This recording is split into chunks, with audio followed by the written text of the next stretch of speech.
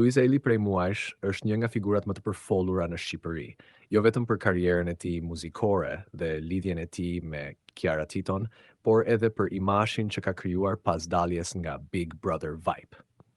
Ai është kthyer në një simbol popullor, ku shumë njerëz e shohin si zërin e një brezi që kërkon ndryshim, thjeshtësi dhe afërsi me publikun. Nga një këngëtar që përfaqësoi Shqipërinë në Eurovision, Luiz Eli sot shihet edhe si një figurë me ndikim shoqëror, i aftë të frymëzojë e të grumbullojë mbështetje masive. Pikërisht kjo popularitet i jashtëzakonshëm ka bërë që edhe politika të hedhë syt nga ai. Së fundmi, në disa qarqe politike është përfolur se kryeministri Edi Rama ka shprehur dëshirën që Luiz Eli të bëhet pjesë e qeverisë, madje duke i ofruar atij postin e ministrit të kulturës.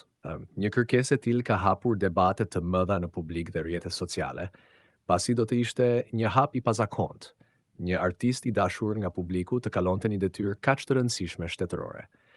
Në njërin anë, ka nga ata që e mbështesin këtë ide, duke thënë se Luizi si një artist me përvojë i lidhur ngushtë me njerëzit, mund të sjellë një frymë të re në kulturën shqiptare. Ai është i dashur për publikun, i kupton sfidat e artistëve dhe mund të përfaqësojë denjësisht zërin e tyre në institucionet shtetërore. Për shumë të rinj, një figurë si Luizi do të amte politikën më të afërt dhe më të kuptueshme. Nga ana tjetër, kritikët mendojnë se një vendim i tillë do të ishte më shumë politik dhe propagandistik sesa i bazuar në aftësitë profesionale për të drejtuar Ministrinë e Kulturës.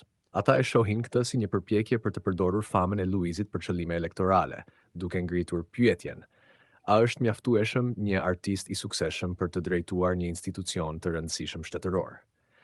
Për disa, kjo ide është më shumë një shfaqje se sa një vizion real për kulturën. Gjithsesi, pavarësisht debateve, një gjë mbetet e sigurt: emri i Luiz Elit është bërë tashmë pjesë e diskursit publik edhe në politikë.